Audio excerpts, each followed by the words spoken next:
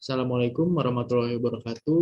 Kenalkan, kami dari kelompok 5 dari mata kuliah Dasar Kesehatan Lingkungan. Di sini kami akan mempresentasikan mengenai analisis kasus kami, yaitu manajemen pengelolaan air limbah dan tinja. Kelompok 5 sendiri terdiri dari Kotrun Nada, Rizka Hasna Maulida, saya sendiri, Aneta Mehwa Inaya, Khairalinda Wijaya, Nina Ulfatin Haira, Mutia Bikriya Hasanah, dan juga Zulaihat Fatmawati. Selanjutnya akan dilanjutkan oleh teman saya. Bab 1. Pendahuluan. Latar belakang, air merupakan salah satu komponen utama dalam keberlangsungan kehidupan manusia. Pemanfaatan sumber daya air berpeluang menyebabkan pencemaran yang dapat menurunkan kualitas air. Sumber utama pencemaran air salah satunya berasal dari limbah rumah tangga, limbah peternakan, dan limbah industri. Tinja juga berperan meningkatkan kadar bakteri E. coli dalam air. Limbah dan tinja yang tidak dikelola dengan tepat akan menyebabkan gangguan kesehatan masyarakat sekitar. Rumusan masalah. 1. Apa yang dimaksud dengan air limbah dan tinja? 2. Bagaimana sumber dan karakteristik dari air limbah dan tinja? 3. Apa tujuan pengelolaan air limbah? 4. Bagaimana hubungan dampak limbah terhadap kesehatan lingkungan dan masyarakat? 5. Apa saja dasar-dasar metode pengolahan air limbah dan tinja? 6. Bagaimana sistem pengelolaan air limbah dan tinja? Tujuannya yaitu yang pertama, mahasiswa dapat mengetahui pengertian air limbah dan tinja. Kedua, sumber dan karakteristik air limbah dan tinja. Ketiga, tujuan pengelolaan air limbah.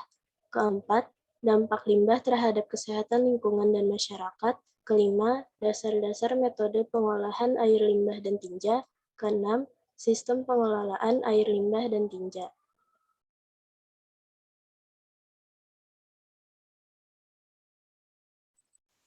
Bab 2. Tinjauan pustaka. Apa pengertian air limbah dan tinja?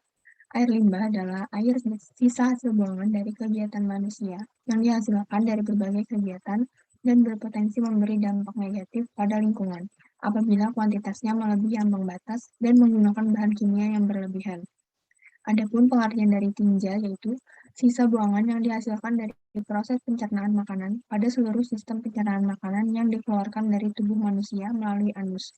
Bahan buangan mengandung CO yang merupakan sisa proses pernapasan, lendir, keringat. Tinja berupa urin maupun feses. B. Sumber dan karakteristik air limbah dan tinja. Sumber air limbah dapat berasal dari berbagai kegiatan, misalnya industri, dan air limbah domestik seperti rumah tangga, perdagangan, perkantoran, tekstil, dan tambang. Karakteristik air limbah, karakteristik fisiknya bisa dirasakan atau dilihat dengan panca indera seperti bau, warna, dan suhu.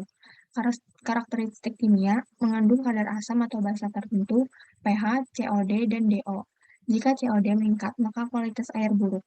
Karakteristik biologis terdapat bakteri atau kuman maupun virus di dalam air. Sumber dari tinja bisa berupa sisa buangan manusia yang dikeluarkan melalui tubuh manusia berupa urin atau feses. Karakteristik dari tinja terdiri atas air, bahan organik, nitrogen, fosfor, potasium, karbon, dan juga kalsium.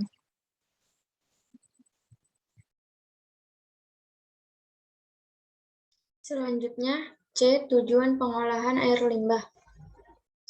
Sekundaria menyebutkan bahwa limbah merupakan sumber daya alam yang telah kehilangan fungsinya, yang keberadaannya mengganggu kenyamanan dan keindahan lingkungan. Air limbah domestik adalah air limbah yang berasal dari usaha atau kegiatan pemukiman, rumah makan, perkantoran, perniagaan, apartemen, dan asrama. Jumlah air limbah yang dibuang akan selalu bertambah dengan meningkatnya jumlah penduduk dengan segala kegiatan. Sistem penyaluran air limbah adalah suatu rangkaian bangunan air yang berfungsi untuk mengurangi atau membuang air limbah dari suatu kawasan atau lahan, baik itu dari rumah tangga maupun kawasan industri.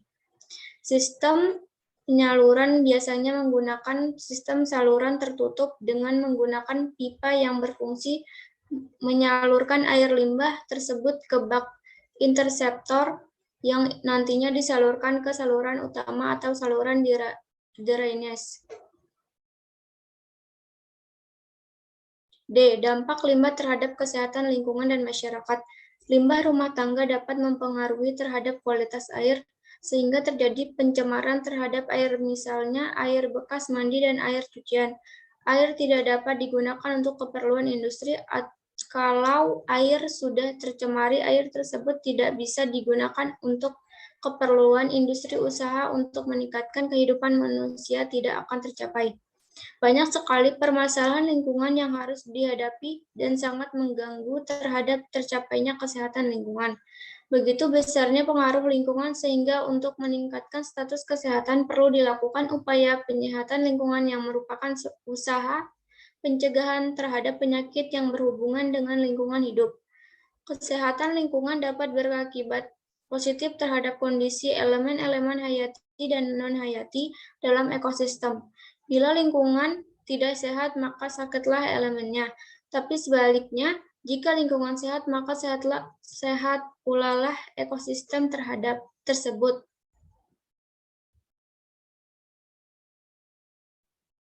Selanjutnya, dasar-dasar metode pengolahan air limbah dan tinja. Penggunaan fotokatalis merupakan salah satu cara yang efektif dalam pengolahan air limbah. Fotokatalis mengubah energi cahaya menjadi energi kimia dan dalam prosesnya akan mengubah radikal hidroksil yang akan bereaksi redoks dengan senyawa organik atau polutan, sehingga air akan kembali jernih karena terpisahkan dari limbah cair.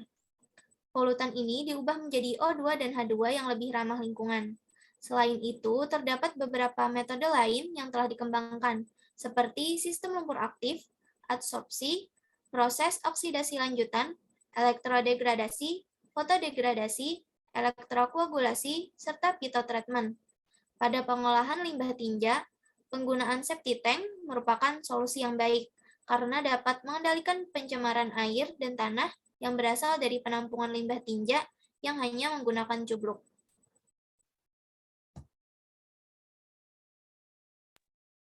F. Sistem pengelolaan air limbah dan tinja. Peningkatan kualitas lingkungan melalui pengolahan air limbah domestik lumpur tinja merupakan variabel penting dalam upaya memberi pelayanan dasar dan meningkatkan kualitas hidup masyarakat. Sebagai contoh, pengelolaan air limbah domestik yang ada pada kota Denpasar, yaitu sistem pengelolaan air limbah domestik terpusat, SPALDT, yang mengalirkan air limbah menuju ke instalasi pengolahan air limbah domestik atau IPALD. Beberapa arahan yang harus dipertimbangkan dalam merencanakan sistem pengelolaan limbah domestik dan pengelolaan lumpur tinja, yaitu mengoptimalkan sistem setempat yang sudah berjalan, mengembangkan sistem offsite pada kawasan tertentu, mengembangkan sistem offsite skala kota, mengembangkan sistem offsite dengan teknologi maju, dan transformasi sistem setempat ke terpusat dengan menentukan zona prioritas.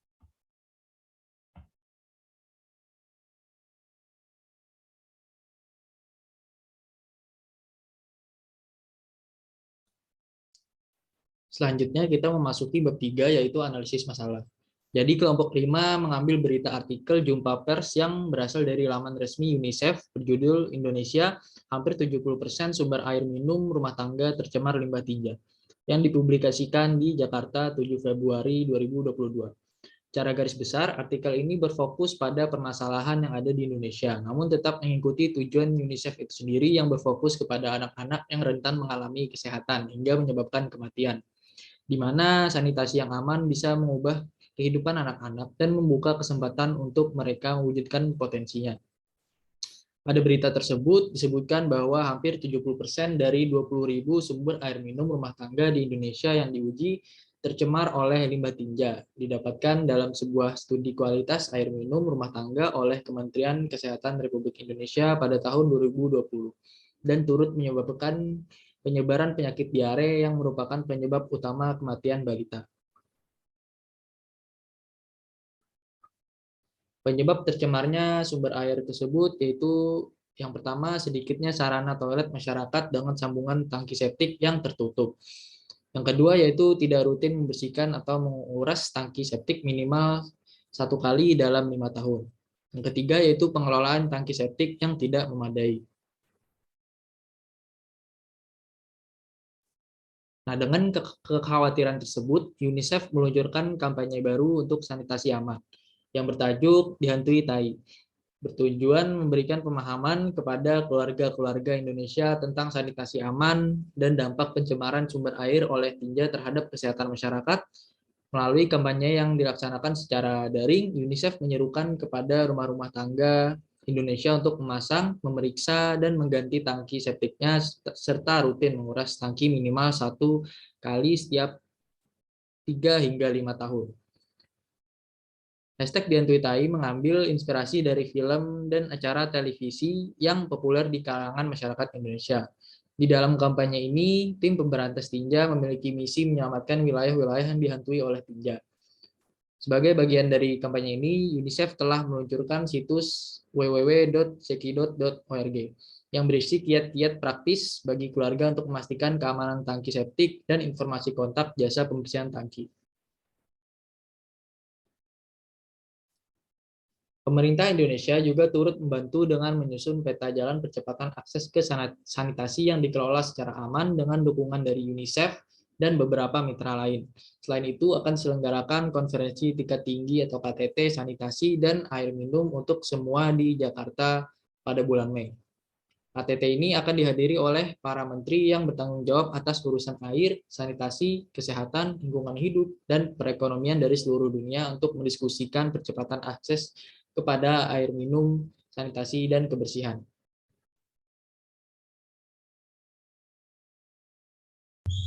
Lanjut ke bab 4, yaitu rekomendasi permasalahan. Dari permasalahan yang telah dianalisis pada bab 3, pemerintah sendiri sudah membuat peraturan tentang septic tank. Ketentuannya diatur dalam Peraturan Menteri Kesehatan Permenkes Nomor 3 Tahun 2014 tentang sanitasi total berbasis masyarakat. Berdasarkan lampiran dalam Permenkes tersebut, setiap jamban perlu dilengkapi dengan fasilitas septic tank. Persyaratan pembangunan septic tank yang aman dan baik diatur dalam Ketentuan Standar Nasional Indonesia atau SNI nomor 2398 tahun 2017, sehingga diharapkan masyarakat dapat memahami dan menerapkannya. Persyaratan teknis tangki septik dengan resapan meliputi bahan bangunan harus kuat, tahan terhadap asam dan kedap air. Bahan bangunan dapat dipilih untuk bangunan dasar. Penutup dan pipa penyalur air limbah adalah batu kali, bata merah, batako, beton bertulang, beton tanpa tulang, PVC, keramik, plat besi, plastik, dan besi. Bentuk dan ukuran tangki septik disesuaikan dengan jumlah pemakai dan waktu pengurasan. Untuk ukuran kecil 1 kakak atau keluarga dapat berbentuk bulat 1,20 meter dan tinggi 1,5 meter. Bab yang terakhir yaitu penutup. Adapun kesimpulan dari analisis kasus ini, air limbah adalah air sisa hasil buangan yang dihasilkan dari berbagai kegiatan manusia, misalnya kegiatan tambang atau suatu pabrik yang menghasilkan berbagai buangan dan dapat mencemari lingkungan sekitar.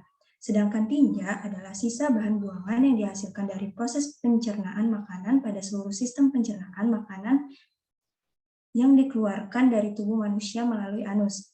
Di Indonesia, air limbah sudah banyak mencemari lingkungan dan memberi dampak pada kesehatan masyarakat sekitar. Sumber utama pencemaran air salah satunya berasal dari limbah rumah tangga, limbah peternakan, dan limbah industri. Contohnya, air limbah rumah tangga yaitu tinja. Sumber air minum rumah tangga di Indonesia yang diuji tercemar oleh limbah tinja didapatkan dalam sebuah studi kualitas air minum. Hal tersebut terjadi akibat kebiasaan masyarakat yang masih membuang air besar di berbagai tempat.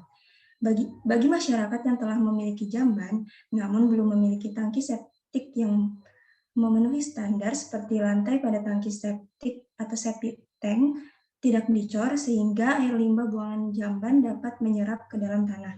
Maka dalam menghadapi hal tersebut, perlu adanya pengabdian masyarakat berupa edukasi mengenai pengenalan tangki septik yang sehat beserta aturan mengenai perencanaan pembuatan tangki septik komunal dengan aturan yang baru agar buangan limbah yang berasal dari rumah warga bisa terpusat dalam penampungannya. Berdasarkan hal tersebut, perlu dilakukan pengolahan air limbah dan tinja sebelum dibuang ke lingkungan sehingga limbah tersebut tidak berbahaya. Pengolahan air limbah dan tinja sebaiknya dilaksanakan sesuai metode dan peraturan perundang-undangan dan dilaksanakan dengan sistem yang sederhana sehingga para masyarakat dapat menerapkan dengan mudah. Selanjutnya saya kembalikan kepada moderator.